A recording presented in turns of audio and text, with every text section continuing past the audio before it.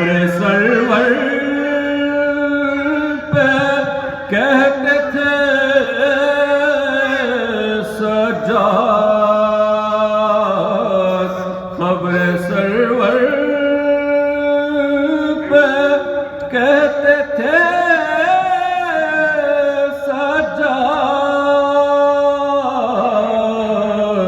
رخصت اب یہ غلام ہوتا ہے، رخصت اب یہ غلام ہوتا ہے، آج چلوں تمام بے کفن اربعین تلک جو رہا، بے کفن اربعین تلک جو رہا، دفن وہ ناکام ہوتا ہے، آج چلوں تمام ہوتا ہے،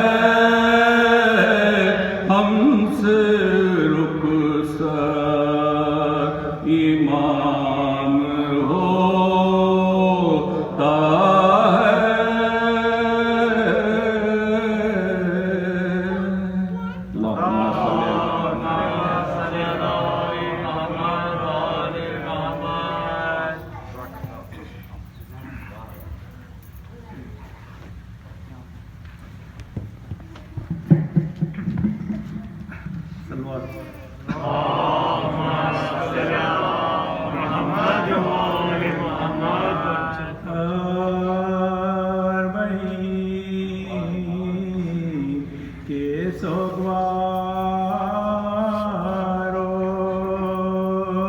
الوداع آخری مجلس یارو، الوداع آخری مجلس یارو،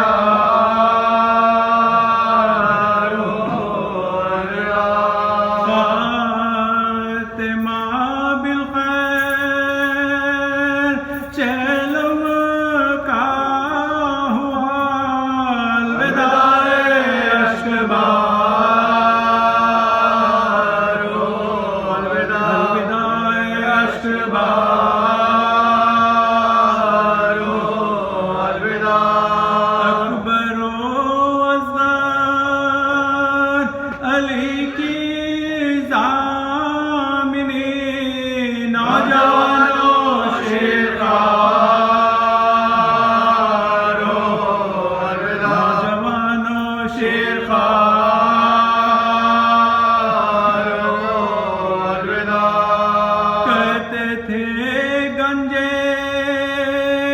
شہیداں پر حرام، فاطمہ زہرا کے پیارو، فاطمہ زہرا کے پیارو،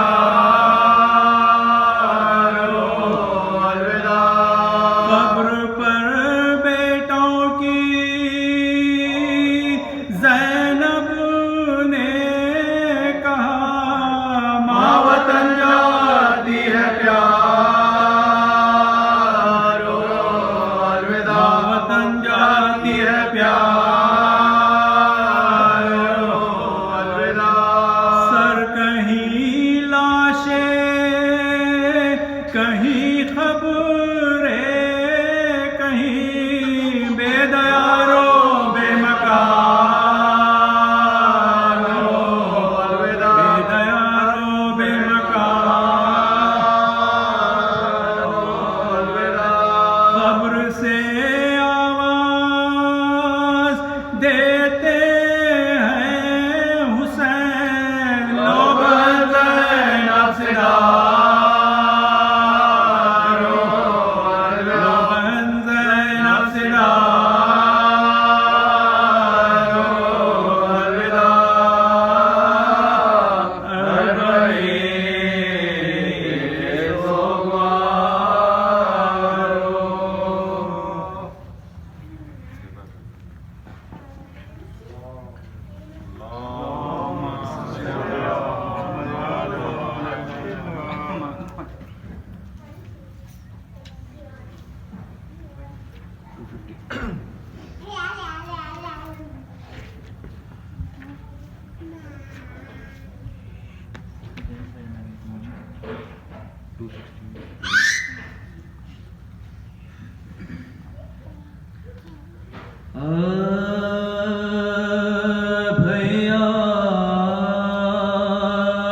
میں بھی تمہارے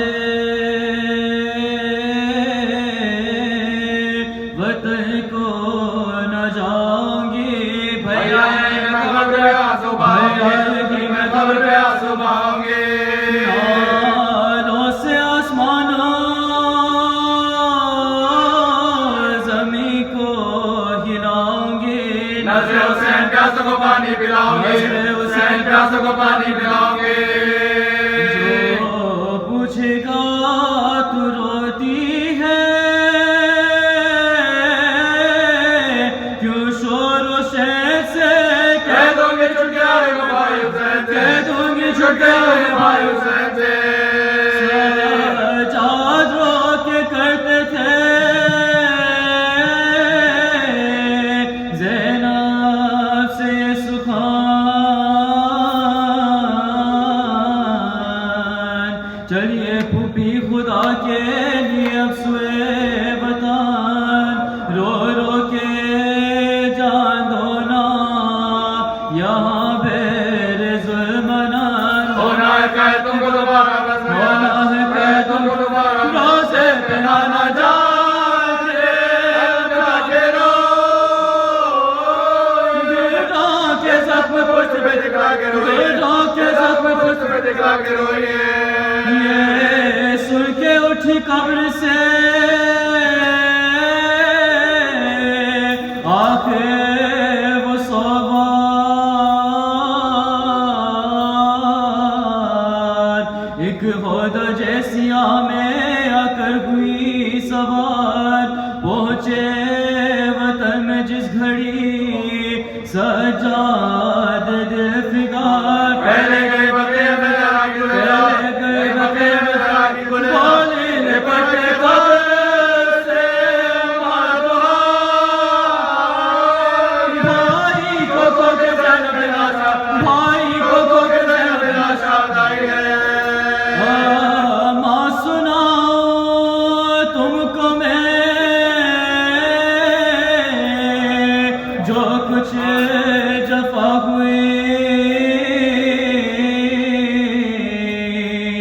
پردیس میں حسین سے زینب جدا ہوئی چوتھے برس میں باپا بیٹی فدا ہوئی اماں حسین مر گئے میں بے رضا ہوئی حسین مر گئے میں بے رضا ہوئی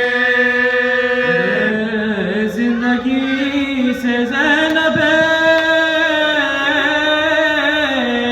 مستقا ہٹ گیا میں دیکھتی رہی سے شبیر کٹ گیا دیکھتی رہی سے شبیر کٹ گیا ماں تمہارے لال کو کیا کیا نہ غم ہوئے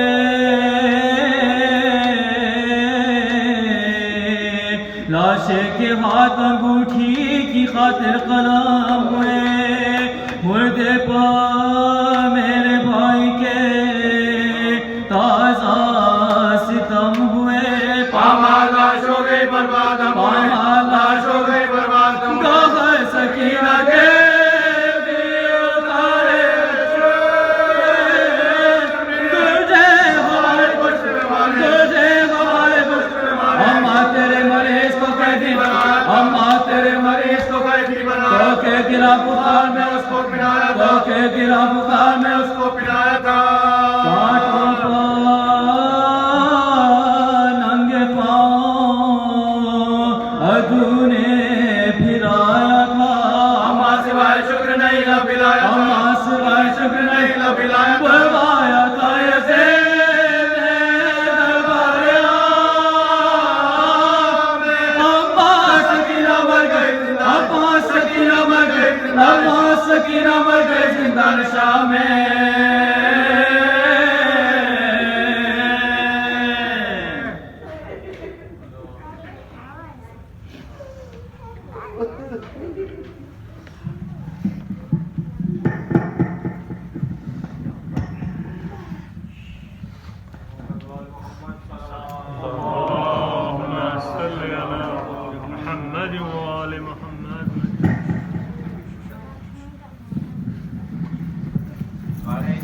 Mandat Sarwar.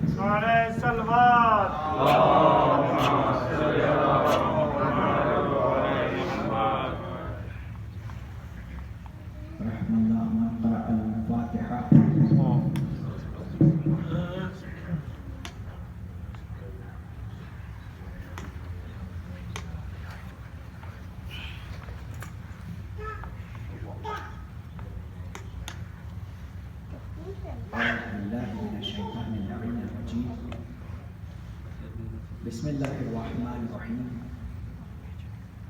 الحمد لله الذي هدانا لهذا وما كنا لنهتدي لولا أن هدانا الله لقد جاءت رسل ربنا بالحق ثم الصلاة والسلام على أشرف الأنبياء والمرسلين سيدنا ونبينا وشفيعنا وحبيب قلوبنا وطبيب نفوسنا مولانا ومولى الكونين جد الحسن والحسين أبي القاسم مصطفى محمد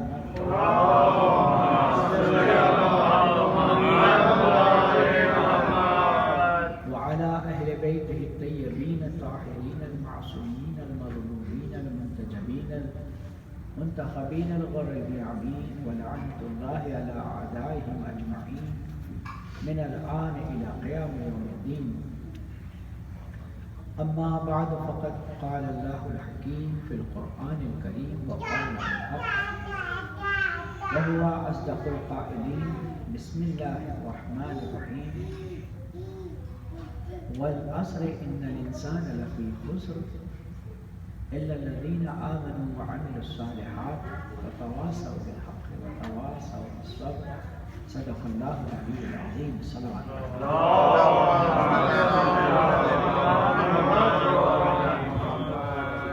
عزیزان گرامی، قرآن مجید کے سورہ عصر کی تلاوت میں شرفی نے حاصل کیا. بہت مختصر اپنی معجزات کو پیش کرتے ہوئے انشاءاللہ وقت مسائل. یہ سورہ ان سوروں میں سے ہے جو قسم کے ذریعے شروع ہوتا ہے. عربی زبان میں 3 حروف ایسے ہیں کہ جو قسم پر دلالت کرتے ہیں: واو، بے اور تا. آپ نے عربوں کو دیکھا ہوگا کہتے ہیں واللہ، باللہ اور تاللہ. 3 طرح کی قسمیں. اگر کوئی شخص ان 3 حروف کے ساتھ اس میں جلالہ یعنی اللہ کا ذکر کر کے قسم کھائے اور اس کو پورا نہ کرے تو یا تو 3 دن روزے رکھے کفارے کے اور یا 10 فقیروں کو کھانا کھلائے. تو خداوند عالم کو ایک تو قسم کھانے کی ضرورت نہیں ہے، لیکن اگر وہ قسم کھاتا ہے تو اس کام کی اہمیت ہمارے ذہنوں میں بڑھا دینے کے لیے کھاتا ہے، ورنہ اس کو اپنی سچائی اور اس کو اپنی بات کو پورا کرنے کے لیے اس کو قسم کی ضرورت ہے. اور زمانے کی قسم بھی کھا رہا ہے دیکھنے کے لیے کہ والعصر، عصر چونکہ ہم نماز عصر پڑھتے ہیں اور عصر شام کے وقت کو کہتے ہیں. اس سے مراد اگر ہم یہ سمجھیں کہ کسی ٹائم کی قسم کھا رہا ہے تو خداوند عالم کسی چھوٹی موٹی قسم کو نہیں کھاتا جب تک کہ وہ سمجھانا در مقصود نہ ہو. تو خدا قسم کھا کہ میں تمہاری گھڑی کی قسم کھا رہا ہوں، میں 4 بجے کی قسم کھا رہا ہوں، تو یہ کوئی ربط نہیں رکھے گا. عصر سے مراد ہے زمانے کا نبی یا عصر سے مراد ہے زمانے کا امام. اس کی نشانیاں ہیں، اس کے حجت ہیں، اس کی ان کا قول، ان کا فعل، ان کی تقریر سب ہمارے لیے شریعت کی حیثیت رکھتی ہے. اور یا پھر کسی انسان کے لیے اس کا تعلق ہو تو قسم اس وقت کی قسم کہ جس وقت اس انسان کی بولی لگائی جاتی ہے کہ بکتا ہے انسان. خدا دیکھتا ہے کہ انسان میرے لیے کس وقت بکتا ہے؟ وہ جو قربانی دے رہا ہے دین کو بچانے کے لیے بک رہا ہے، یا کسی کو بچانے کے لیے بک رہا ہے، یا دین کی حرمتوں کو بچانے کے لیے بک رہا ہے، یا انسان کسی شیطان کے ہاتھ بک رہا ہے؟ تو شیطان کے ہاتھ بکنے کو تو خدا قسم نہیں کھاتا، لیکن کہا گیا ہے کہ یہ اس وقت کی قسم ہے کہ جس وقت حضرت علی علیہ السلام بستر رسول پر سوئے تھے۔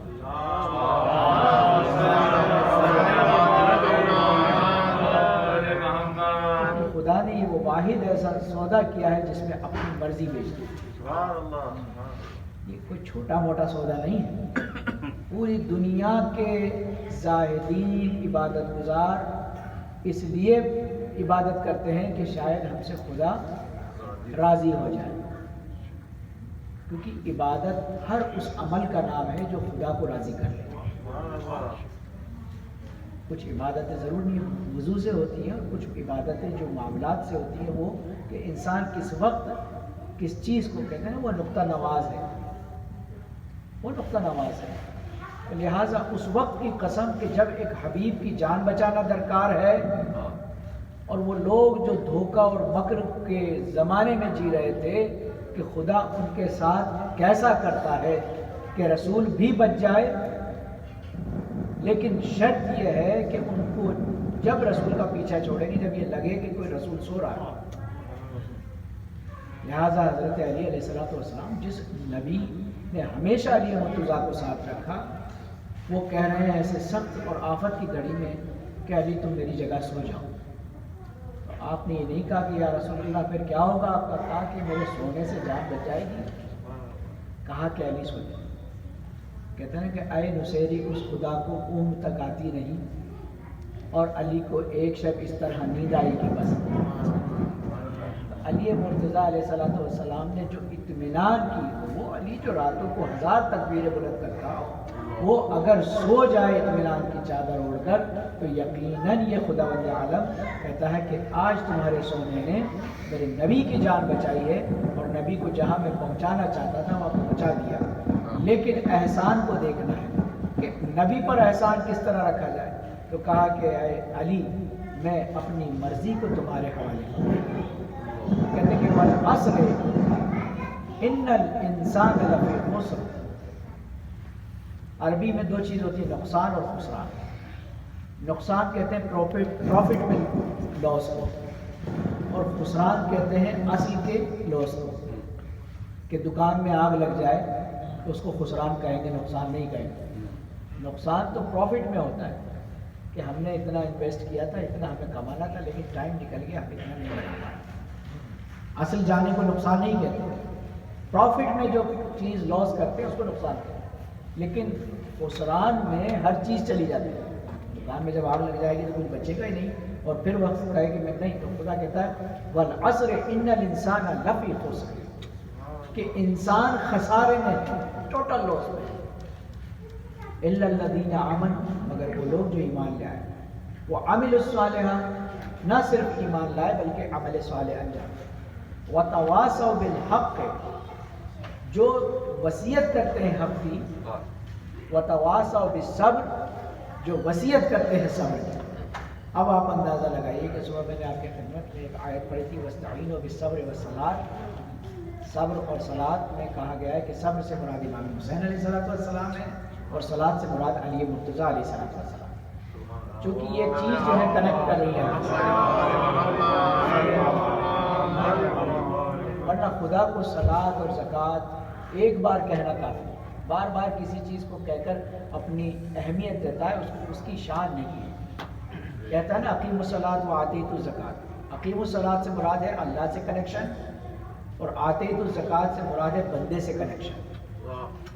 کہ اللہ کو زکوٰۃ نہیں دی، یعنی اللہ تو زکوٰۃ بھی نہیں لیتا۔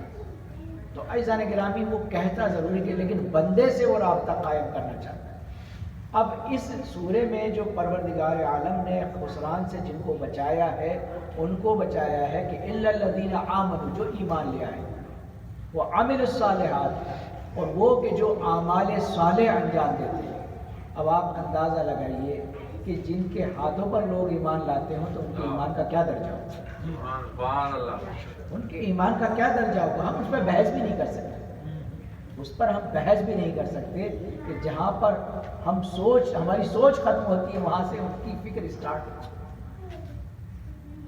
اس کے بعد کہتے ہیں کہ وہ عمل الصالحات، اعمال صالح میں بھی اگر آپ دیکھیں گے تو خدا کا پسندیدہ ترین عمل جو ہے وہ آل محمد کے ذریعے قرار پائے. کیونکہ محبت کے دو ہی ریزن ہوتے ہیں. میں نے آج کی مجلس میں بھی عرض کیا تھا کہ محبت یا تو صفات کی وجہ سے کی جاتی ہے، اچھے ایٹریبیوٹس کی وجہ سے کی جاتی ہے، اور یا پھر احسان کی بنیاد پہ. آل محمد سے زیادہ نیک ایٹریبیوٹس کسی کے نہیں ہیں، صفات کسی کے نہیں، اور احسان ان کے جو ہماری گردنوں پر ہیں وہ کسی کے ایسے احسانات نہیں ہو سکتے. کیونکہ ہمارے یہاں تو اگر کوئی احسان کر کے گنا دے یا اپنی ڈائری میں لکھ دے یا اپنے بچوں کو بتا دے تو ختم ہے احسان. آل محمد تو کہتے ہیں کہ ہم اپنا سب کچھ دینے کو تیار ہیں اور اس کے بدلے میں ہم تم سے کچھ نہیں چاہتے. وہی تھوڑی ہے کہ روٹیاں فرشتے لینے آ جائیں، یتیم اور اسیر اور مسکین اگر آ جائیں. تو جان گرامی زہرا کے ہاتھوں کی روٹیوں کا یہ بتانا تھا کہ اس دروازے سے بٹنے والی ہر چیز تبرک ہے، ہر چیز تبرک ہے. کہتے ہیں کہ زہیر بن قین کا نام سنا ہے اپنے شہید کربلا کے شہداء سے. یہ امام حسین کے یعنی اس کربلا کے قافلے میں یہ ڈاکٹر تھے. زہیر بن قین جو تھے یہ ڈاکٹر تھے، طبیب تھے. اور یہ خاصہ ہے کہ اگر آپ ان کی نظر مانیں کہ میرا علاج کیا ہے، کہتے ہیں کہ ان کی آپ نظر مانیں تو یہ ضرور آپ کو اس کی بشارت دیں گے کہ آپ کا علاج ہے. کہتے ہیں کہ یہ جب ایک عالم اس کو پڑھ رہے تھے تو ایک لڑکی تھی، اس کا بھائی بہت بیمار تھا. اس نے فوراً نظر مانی کہ میں نظر کرتی ہوں زہیر بن قین کی کہ میں میرے بھائی کا علاج کروں. آپ خواب میں نظر آئے اور آگے کہا کہ علاج تو میں بتا دوں لیکن وہ کرنا نہیں چاہتا. کہا کیوں نہیں کرنا چاہتا؟ کہا کہ تیرا بھائی تبرک حسین نہیں کھاتا. آپ اندازہ لگائیے، آپ کریکٹ کریے اس بات کو کہ تیرا بھائی اگر تبرک حسین کھائے تو وہ اس سے ہی صحیح ہو جائے، اس سے ہی صحیح ہو جائے. ابھی ہم سمجھ ہی نہیں پائے کہ اس کا مقام کیا ہے اور لوگ اس کو بدعت کہتے ہیں یا ایسا کہتے ہیں. اللہ گرامی اس سے ہمیں کوئی فرق نہیں پڑتا. جو چیز حسین سے ریلیٹڈ ہو جائے وہ متبرک ہے. چاہے وہ ابھی تک لکڑی کا گہوارہ کہلا رہا تھا، جب حسین سے منسوب ہو گیا تو فطر اس کو یہی بتایا گیا کہ کچھ نہ کر، جو کرنا چاہتا تھا وہ تو سب کر چکا. اب تو تیرا علاج یہی ہے کہ جا حسین کے گہوارے سے خود کو بس کر لے. جب رسالت آپ سے کہا تو آپ نے نہیں کہا یہ کیا بدعت کر رہے ہو، جبریل بتاؤ کوئی آیت روایت ایسی تو نہیں ہے کہ میں کیا کر رہے ہیں، بلکہ حسین کے گہوارے سے حکم دیا کہ اس کے جو ہے بالوں پر فطرت کے بالوں پر واپس لانے کے لیے. تو اس نے بھی پھر یہی کہا کہ من مثلی انا عتیق الحسین، کون ہے میری طرح؟ میں اس حسین کا آزاد کرتا ہوں کہ جس نے دے دیا تو واپس نہیں لیتا.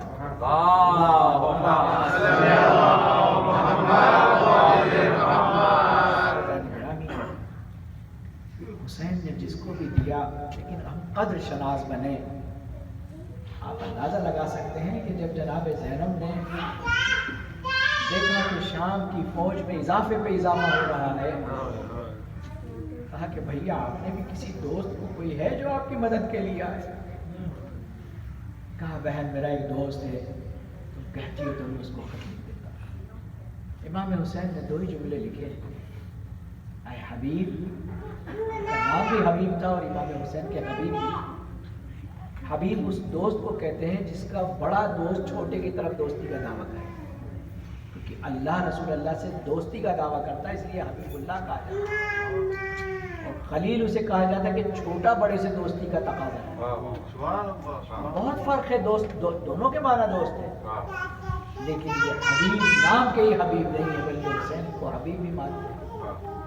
امام حسین علیہ السلام سے سن میں بڑے تھے بلکہ کربلا میں سب سے بڑا جو سن تھا وہ جناب حبیب نے یہی لکھا کہ إلى الرجل الفقي حبيب ابن مظاهر اگر حسین الغریب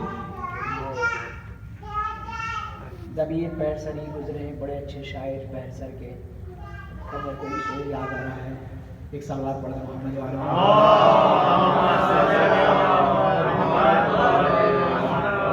وہ جس کا گنبد خضرا پہ نام لکھا ہے، وہ جس کا گنبد خضرا پہ نام لکھا ہے اسی کو میں نے بھی اعلیٰ مقام لکھا ہے، انہیں طرف سے کسی کو اعلیٰ مقام نہیں لکھا، وہ جس کا گنبد خضرا پہ نام لکھا ہے اسی کو میں نے بھی اعلیٰ مقام لکھا ہے، در حسین مزار حسین پر ہی نہیں سبیل آپ پہ بھی فیض عام لکھا ہے۔ پانی بھی دیکھ کے نہیں پلاتے، یہ تو کل جس پہ پانی بند کیا آج اس کے نام سے پانی بڑھ رہا ہے کہ در حسین مزار حسین پر ہی نہیں سبیل آپ پہ بھی فیض عام لکھا ہے، جو دشت صحرا میں غازی نے خط جو کھینچا ہے حضور سمجھتے ہیں کہ قتل عام لکھا ہے، حضور سمجھتے ہیں یہ قتل عام لکھا ہے، اور جس شعر کی وجہ سے کہتے ہیں کہ حبیب حشر میں نسلوں کے کام آئے گا، حبیب حشر میں نسلوں کے کام آئے گا، وہ خط حسین نے جس میں سلام لکھا ہے، حبیب حشر میں نسلوں کے کام آئے گا، وہ خط حسین نے جس میں سلام لکھا ہے۔ عزیزان گرامی خط کو پڑھ لیا، حبیب جب آئے ہیں تو آپ کی آبرو جو ہے ڈھل چکی ہے، جب بزرگی آتی ہے کمر جھک چکی ہے، حسین کہتے ہیں کہ حبیب میں نے تمہیں بلا تو لیا لیکن یہ تمہارے آرام کے وقت ہیں، کہ بند زہرا آپ جانتے نہیں یہ جان آپ کی تو دی ہوئی ہے، آپ جانتے ہیں کہ مدینے میں کھوٹے سے گر کے مر گیا ہوتا میں تو ختم ہو چکا تھا، یہ جان میرے دوست حسین کی دی ہوئی ہے، لہٰذا یہ جان اسی پر قربان ہوگی، ایک بار نہیں 70 مرتبہ اگر عزیزان گرامی یہ وہ افراد ہیں کہ جنہوں نے امام حسین علیہ السلام کے ساتھ اپنی دوستی کے وہ وعدے کیے۔ آپ اندازہ لگائیے کہ ہم آج 40 ہے، صبح سے آپ 40 کے مصائب سن رہے ہیں۔ امام زین العابدین علیہ السلام جب مدینے پہنچ گئے، امام زین العابدین صبح سے روزہ رسول پر چلے جاتے تھے، اور اس کی علت بھی بیان کی کہ جب میں جاتا ہوں تو خودی اما رباب نے یہ قسم کھا لی تھی کہ سید سجاد میں مجبور نہ کرنا، میں زیر آسمان ہی رہوں گی، اپنے وارث کا نام تو زیر آسمان چھوڑ کر ماں کی قسم ہے سید سجاد جب گھر سے نکلتے ہیں تو رباب کچھ نہیں کہتی، صرف سید سجاد کو دیکھتی ہے ایک سوالیہ آنکھوں سے۔ سید سجاد گھر میں اس لیے نہیں روتے کہ اگر روئیں گے تو بیویوں کے ساتھ کیا ان کو خاموش کون کرے گا، ارے جس کا ششمہ ہمارا گیا ہو، جس کی 4 سالہ بچی جو ہے قید شام میں دم توڑ چکے ہو، سید سجاد گریز کرتے، گھر میں گریا نہیں کرتے، وضو بھی کرتے ہیں تو آنکھوں سے آنسو اتنا بہتا ہے کہ آپ مصاف ہو جاتے ہیں، لہٰذا آپ گھر چھوڑ دیتے ہیں۔ جب رات کو آتے ہیں تب بھی جناب رباب سوال کرتی ہیں، ہاں عزیزو ایک مرتبہ سید سجاد مدینۃ الرسول میں روزہ رسول پر اشک بہا رہے تھے، کسی نے اطلاع دی مولا آپ کا غلام آپ کا صحابی منہال کوفے سے آیا ہے، جیسے ہی منہال کی کوفے سے آنے کی خبر سنی سید سجاد استقبال کے لیے بڑھے، اے منہال کیا تم کوفے سے آئے ہو؟ کہا مولا فرزند رسول آپ کی زیارت کے لیے آیا ہوں۔ کہا کب تک رہنے کا ارادہ ہے؟ کہ فرزند رسول میں نے کوفہ چھوڑ دیا ہے، اب میں آپ کی خدمت میں رہوں گا۔ کہ کوئی کام تھا؟ کہ منہال اگر واپس پلٹتے تو ایک پیغام مختار کے نام تھا، ایک پیغام مختار کے نام تھا، اے منہال میں صبح گھر سے نکلتا ہوں تو ماں رباب مجھے دیکھتی ہے، واپس جاتا ہوں تو اب ماں رباب پر نگاہیں پڑتی ہے، اب برداشت نہیں ہوتا. ایک ماں کی ارے یہ سوالیہ نگاہیں کہتی ہے اے سید سجاد کہ کربلا کی کوئی خبر ملی, کربلا کی کوئی خبر ملی. منہال نے کہا آقا مجھے حکم دیجئے, میں ابھی واپس جاتا ہوں. کہا منہال کچھ آرام کر لو. کہا آقا کیسا آرام, ارے آپ شرمسار ہو, میں نہیں چاہتا مارا باپ کے یہ سوال کرتی رہے. منہال سوار ہوئے. اس کے بعد فرزند رسول نے ان کو گھوڑے پر سوار کیا. واپس تیز رفتار گھوڑے سے منہال کوفے آ گئے. ان کے آنے کی خبر دربار مختار میں پہنچائی گئی. مختار نے کہا کہ کیا اے منہال کیا تم تو مدینے جانے والے تھے, تم مدینے نہیں گئے؟ کہا کہ مختار اپنے مقدر پہ ناز کر سید سجاد نے سلام بھی کہا ہے اور کہا ہے مختار مختار ارے سید سجاد کا بیت الشرف میں جانا آسان کر دے. میری ماں کی نگاہ سوال کرتی ہے کیا حرملا کو تو نے گرفتار کیا, اس کی کیا خبر ہے؟ ایک مرتبہ مختاروں پر تماشے مارے. آئے انقلاب زمانہ آقا غلاموں کو سلام کہتے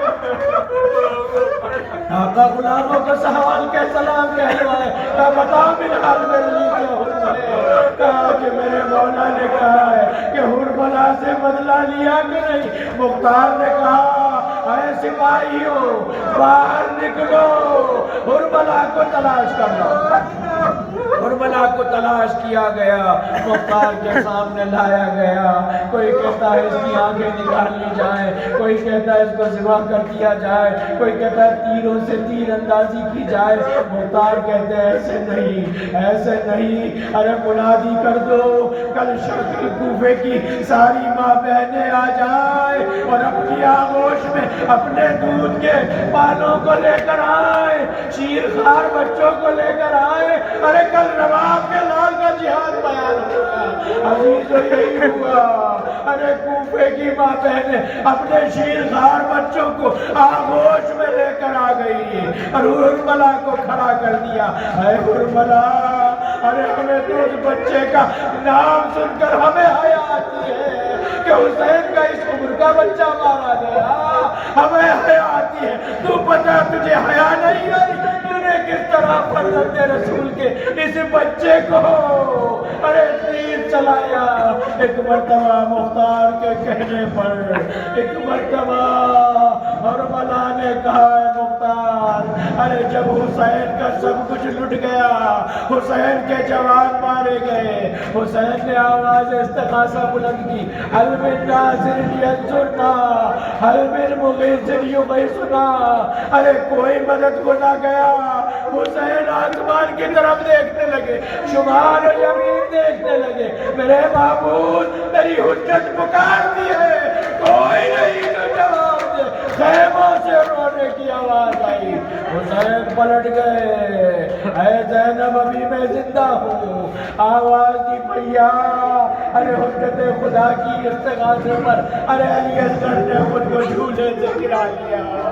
لگتا ہے بچہ زیادہ پیاسا ہے. حسین سمجھ گئے اے میرے لال میں کس طرح سے تیری مادر سے تجھے لے جاتا, لیکن تیرا نام میری محضر میں ہے. ایک مرتبہ رباب نے کہا آقا میرا بچہ بھی میدان میں جانا چاہتا ہے. کہا لاؤ رباب, ارے میں اس کو سیراب کر کے لاتا ہوں. اپنے دامن میں لیا, ابا کا دامن جھٹ سے ڈھک لیا. حرملا کہتا ہے حسین اپنی آخری حجت کے لیے آ گئے. اے قوم اگر تم مجھے پانی نہیں دینا چاہتے نہ دو, لیکن اس بچے نے کیا بگاڑا ہے؟ ارے اس کی ماں کا دودھ خشک ہو گیا, اس کو پانی چاہیے. اب عزیزان گرامی حسین نے اس حالت کو بیان کیا اور کہا ارے میرا بچہ یہ تلزہ کی منزلوں پر آ گیا. یتلذا، ارے مچھلی کی ایک آخری حالت کا نام ہے۔ جب مچھلی کو پانی سے نکالتے ہیں تو وہ اتنی تڑپتی ہے کہ بہت اونچائی تک جھل جاتی ہے۔ جب کچھ دیر ہو جاتی ہے اتنی طاقت نہیں ہوتی کہ زمین سے بلندی پر آئے، زمین پر کروٹیں لیتی ہے، لیکن جب اور وقت گزر جاتا ہے تو مچھلی کروٹ بھی نہیں لے سکتی، اپنے منہ کو کھولتی ہے اور فضا کی نمی میں اپنی حیات تلاش کرتی ہے۔ اس حالت مچھلی کو یتلذا کہتے ہیں۔ حسین نے کہا میرا بچہ یتلذا کی منزلوں پر آ گیا ہے، ارے صرف اپنے ہونٹوں کو کھول سکتا ہے۔ ایک مرتبہ کہا اے تم میرے لال، تم حجت خدا کے لال ہو، اپنی حجت خود تمام کرو۔ بچے نے سنا اپنی سوکھی ہوئی زبان کو ارے ہونٹوں میں پھیرنا شروع کیا، اور ملا کہتا ہے فوجوں میں تلا تم ہو گیا۔ حسین کے سپاہی نے فوجوں کو پلٹ دیا، بس اتنا دیکھنا تھا۔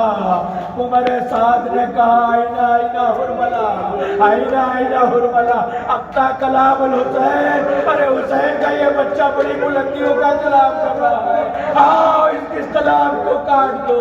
ایک مرتبہ میں نے چاہا کہ اس بچے کی طرف تیر پھینکوں، میرا تیر ہاتھ سے گر گیا، دوسرا تیر تلاش کیا، وہ بھی ہاتھ سے گر گیا۔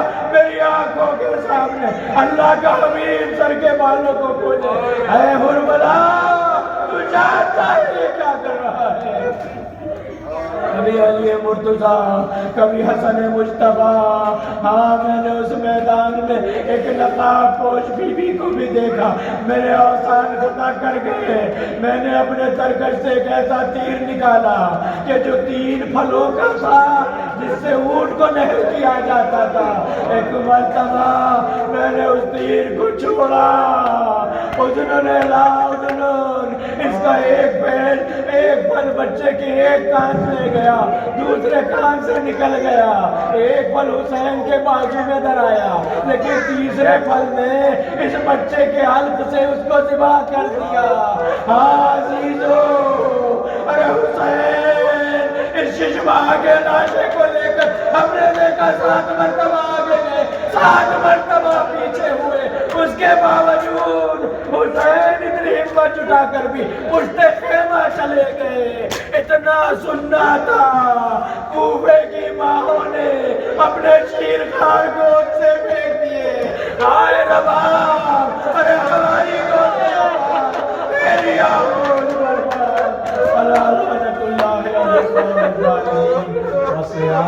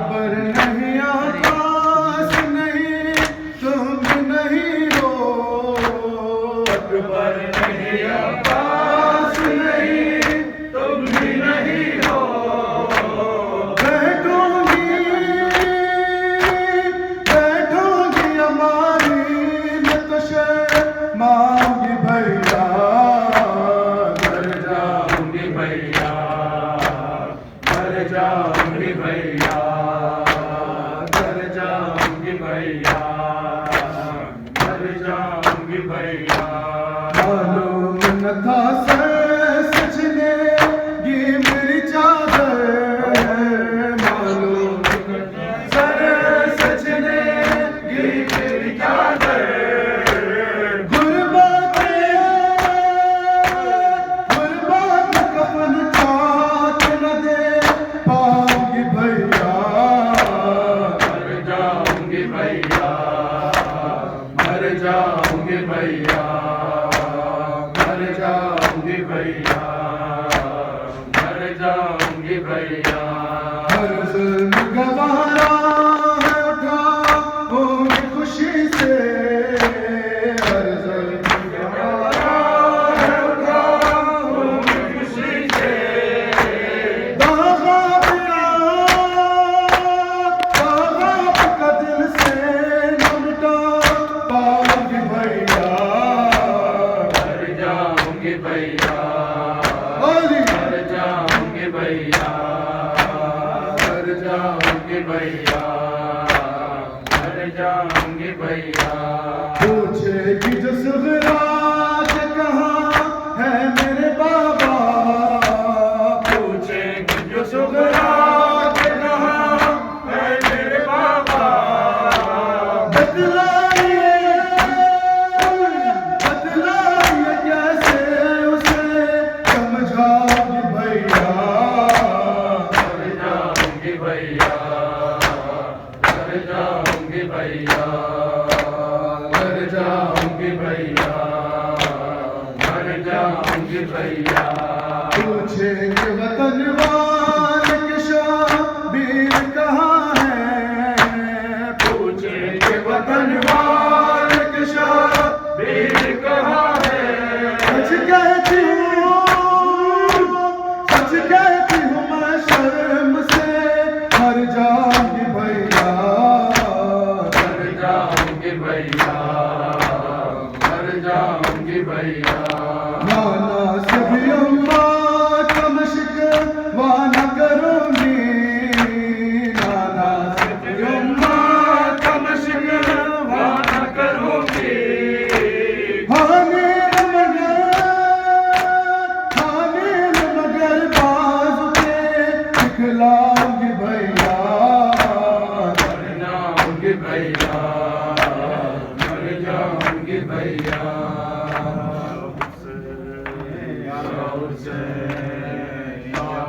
بیٹی علی کی تربت